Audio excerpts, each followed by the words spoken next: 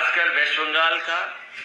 मैं अपने राष्ट्रीय उपाध्यक्ष और यहाँ के बहुत ही वरिष्ठ कई वर्ष मंत्री रहने वाले जो पूरी जमीनी जानकारी रखते हैं आदरणीय केवलानंदा जी पे छोड़ता हूँ उनका और दूसरे प्रदेशों में जहाँ पार्टी का संगठन है वहाँ समाजवादी पार्टी जरूर चुनाव लड़ेगी। अखिलेश जी, राहुल गांधी जी का घर में पुलिस भेजा गया है, क्या ये भी उनको इम्पोर्टेंस देने के लिए है जैसा तृणमूल बोल रहा है? बीजेपी क्या करेगी ये पता नहीं। बीजेपी जिस तरीके से काम करती है करेगी कुछ, निशाना कुछ और होगा। एक आरोप बिजली कर्मियों को लेकर ये भी लगाए जा रहे हैं कि प्राइवेटाइजेशन करने के लिए भारतीय जनता पार्टी इस तरह से मिली भगत करके जो है वो हड़ताल करने पे मजबूर कर रही है। मुझे याद है 2014 के बाद जब बनारस में बिजली संकट आया और वहां के भारतीय जनता पार्टी के 2 वरिष्ठ नेता मुझसे मिले थे क्योंकि उस समय सरकार समाजवादियों की थी। उन्होंने मुझसे ये कहा कि प्रधानमंत्री की कॉन्स्टिट्यूंसी है, इसको 24 घंटे बिजली दी जाए। मैंने उसी समय फैसला लिया था कि प्रधानमंत्री जी की कॉन्स्टिट्यूंसी को 24 घंटे बिजली उपलब्ध होगी। और उसके बाद मैंने उन्हीं वरिष्ठ नेताओं से जो भारतीय जनता पार्टी के थे उनसे कहा था कि उत्तर प्रदेश सबसे ज्यादा लोकसभा के सांसद जिताता है। उत्तर प्रदेश ने 2 बार सरकार बनाने का मौका दिया है। उत्तर प्रदेश का बिजली का कोटा बढ़ाना चाहिए, लेकिन आज भी बिजली का कोटा उत्तर प्रदेश का दिल्ली की सरकार ने नहीं बढ़ाया है।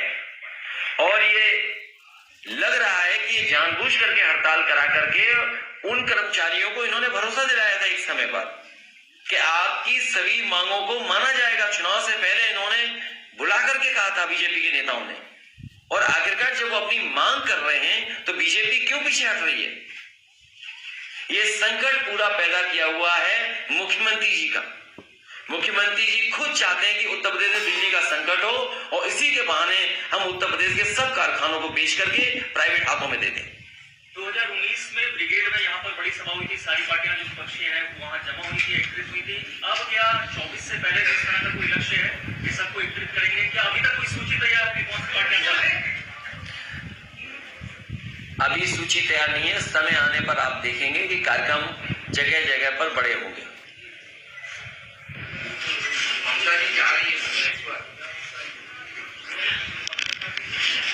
ये प्रयास लगातार चलता रहेगा लोकसभा के चुनाव तक। अभी क्या देश में और दूसरे रीजनल पार्टी से मिलेंगे? मैं उत्तर प्रदेश में कई यात्राएं कर चुका हूं और हमारी पार्टी के लोग कहेंगे तो हम यात्रा के लिए तो हमेशा तैयार रहते हैं। सर, ये जो एग्जीक्यूटिव बॉडी की मीटिंग हुई है इसमें क्या मुख्य आर्थिक और सामाजिक डिस्कशन और क्या निर्णय लिए गए? देश के सामने संकट इतना बड़ा है जिसकी हम और आप कल्पना नहीं कर सकते। मैं उदाहरण के लिए एक बात कहना चाहता हूं आपसे। उत्तर प्रदेश में सरकारी कर्मचारियों का केवल एक विभाग का उनके प्रोविडेंट फंड को इन्वेस्ट कर दिया गया था एक प्राइवेट फर्म में, और प्राइवेट फर्म वो डूब गई। वो एक जानी मानी कंपनी थी और उस समय बोर्ड ने इसलिए फैसला लिया था कि उन्हें उम्मीद थी कि इस प्रोविडेंट फंड को हम अगर इन्वेस्ट करेंगे तो हमें मुनाफा ज्यादा होगा। लेकिन 2 साल के अंदर वो कंपनी फेल हो गई, वो कंपनी भाग गई पैसा लेकर के। तो उस समय जिन जिन अधिकारियों ने वो फैसला लिया था उन अधिकारियों को जेल भेज दिया गया था। ईडी जांच हुई, इनकम टैक्स के छापे पड़े, सीबीआई जांच कर रही है। मैं वही बात दोहराना चाहता हूं। भारतीय जनता पार्टी के लोग दावा करते हुए थक नहीं रहे थे और वो एक बात कहते थे कि देखिए भारतीय जनता पार्टी की आर्थिक नीतियां इतनी अच्छी हैं कि देखिए भारत का एक उद्योगपति दुनिया में नंबर 2 पर पहुंच गया है और जब लोकसभा का चुनाव आएगा तो वही उद्योगपति नंबर 1 पर हो जाएगा। ये गर्व की बात होगी। भारतीय जनता पार्टी ने इस बात का प्रचार किया। जिस तरीके से वो G20 का पूरे देश में घूम घूम करके प्रचार कर रहे हैं। आज बताइए वो उद्योगपति कहां है? अगर पैसे को इन्वेस्ट करने के लिए उस समय बोर्ड में जितने लोग थे जिन्होंने फैसला लिया था उनको जेल भेजा जा सकता है, तो आज भारत का पैसा डूबा है, हमारी बैंकों का पैसा डूबा है, LIC का पैसा डूबा है, क्या भारतीय जनता पार्टी उत्तर प्रदेश में अधिकारियों को जेल भेजा था? क्या एसबीआई के और एलआईसी के बड़े अधिकारियों को जेल भेजेगी कि नहीं भेजेगी? ये सबसे बड़ा सवाल है। और हमारी सीमाएं जिस तरीके से सिकुड़ रही हैं, जिस तरह से सूचनाएं मिल रही हैं सीमाओं को लेकर के, कि लगातार देश के सामने संकट है, उसको भी सही तरीके से भारतीय जनता पार्टी देश के सामने नहीं रख रही है। और देश में चरम सीमा पर महंगाई, पूरे देश में कहा गया था कि महंगाई कम होगी। आज बताइए डीजल पेट्रोल की कीमत कहां है? इसका मुनाफा कहां जा रहा है? अगर डीजल पेट्रोल से जो मुनाफा पहुंच रहा है वो आखिरकार किसके पास जा रहा है? इसी तरह किसान को कहा गया था कि आय दोगुनी हो जाएगी। आप बताइए आय क्या किसानों की इस महंगाई में दोगुनी हो गई? उत्तर प्रदेश में आलू का जो किसान है वो बर्बाद हो गया। अभी जब बजट पढ़ा गया उत्तर प्रदेश में तो कहा गया कि आलू खरीदने के लिए 1000 करोड़ रुपए रखे गए हैं।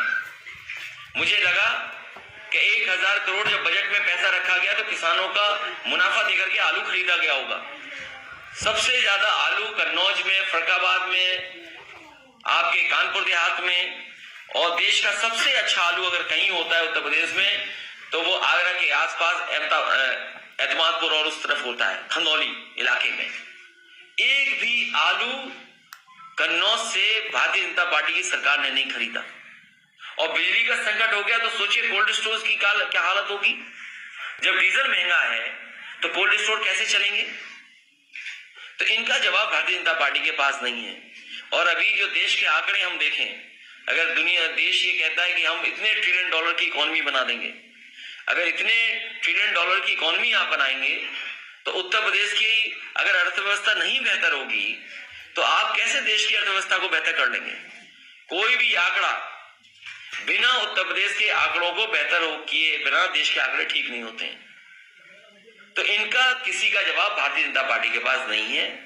इसीलिए वो जनता को गुमराह करने के लिए समय समय पर नई चीजें करते हैं। मीडिया का साथ ले लेते हैं, अखबारों का साथ ले लेते हैं। मैं ये आपको कह सकता हूं, मेरी खुशी की बात है कि पिछला चुनाव जब हुआ था, देश की इकलौती समाजवादी पार्टी होगी जिसने एड पर 1 रुपया नहीं खर्च किया। टीवी पर एड पर 1 रुपया खर्च नहीं किया, अखबार के एड पर 1 रुपया नहीं खर्च किया। और अगर सोशल मीडिया का आप निकालेंगे, वो तो ओपन प्लेटफॉर्म है, सबसे कम खर्चा अगर किसी पॉलिटिकल पार्टी ने किया था तो वो समाजवादी पार्टी थी। और समाजवादी पार्टी ने एक उदाहरण पेश किया देश में कि इतनी बड़ी पार्टी के सामने, उनके इतने बड़े मैनेजमेंट के सामने अगर कोई मुकाबला कर सकता है तो समाजवादी पार्टी। और समाजवादी पार्टी को बदनाम करने के लिए आपको याद होगा कि एक इत्र कारोबारी, उनके यहाँ 250 करोड़ रुपए निकले थे, 250 करोड़ रुपीस कैश। और जब जानकारी मिली भारतीय जनता पार्टी को कि गलत जगह छापा मार दिया, और जब जानकारी सच्चाई सामने आई तो सोचिए भारतीय जनता पार्टी का डिजिटल इंडिया, उन्हें छापा मारना था पीजेन के यहाँ और छापा मार दिया पीजेन के यहाँ, कानपुर का। एक पीजेन थे कन्नौज में, उसी नाम के थे कानपुर में। तो उनकी छापा मारने वाली जो एजेंसी है ईडी, सीबीआई, इनकम टैक्स, वो कन्नौज न जाकर के कानपुर पहुंच गई और बीजेपी ने अपने ही नेता के यहाँ छापा मार दिया। आपके यहाँ तो थोड़ा बहुत छापा मारा है, लेकिन वहां 250 करोड़ रुपए निकले थे। वो बीजेपी का नेता था। जातीय जनगणना की आप बात करें, इससे क्या प्रभाव 24 पर पड़ सकता है? इसको क्यों इतना जोर दे रहे हैं? पूरे देश के दल चाहते हैं। और मुझे याद है जिस समय कांग्रेस पार्टी की सरकार थी और जिस समय कांग्रेस के समय पर सेंसस हो रहा था, देश के प्रधानमंत्री मनमोहन सिंह जी थे, उस समय नेताजी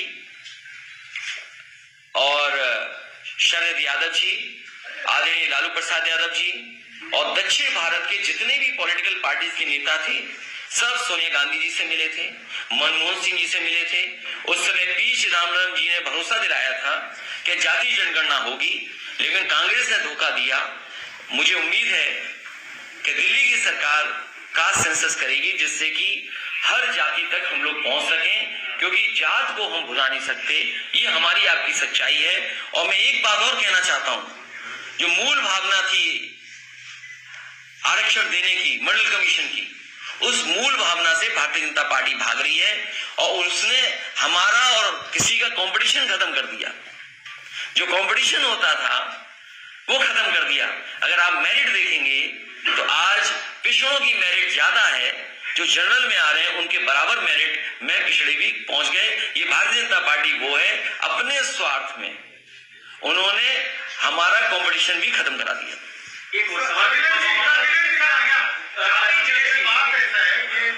लोकसभा चुनाव आ रहा है, गठबंधन की बात से लेके कांग्रेस के लेके वो आंचलिक जो दल है वो अपना नीति बोल रहे हैं, वामपंथियों को लेके आप लोग का क्या राय है? वामपंथियों के साथ बातचीत क्या है? वो भी अपनी भूमिका तय करे, जैसे कांग्रेस अपनी भूमिका तय करे वैसी वो दल भी मिलकर के अपनी भूमिका तय करे। तो आप लोग क्या जनगणना आने वाले चुनाव में, क्योंकि उनका भी कुछ स्टेट में है, अच्छा उनका भी परफॉर्मेंस है, तो आगे आने वाले दिनों में लेफ्ट पार्टी को क्या आप लोग बात करेंगे और उनसे बातचीत करेंगे 24 में एक साथ आने की? अभी फिलहाल इस तरह की कोई प्रस्ताव हमारे दल में नहीं आया है। वो बड़े दल रहे हैं और एक बड़ा दल है, इसलिए वो अपनी भूमिका तय करें। भाजपा एक सेंसस को लेके ममता जी से आपकी कोई बात हुई है क्या?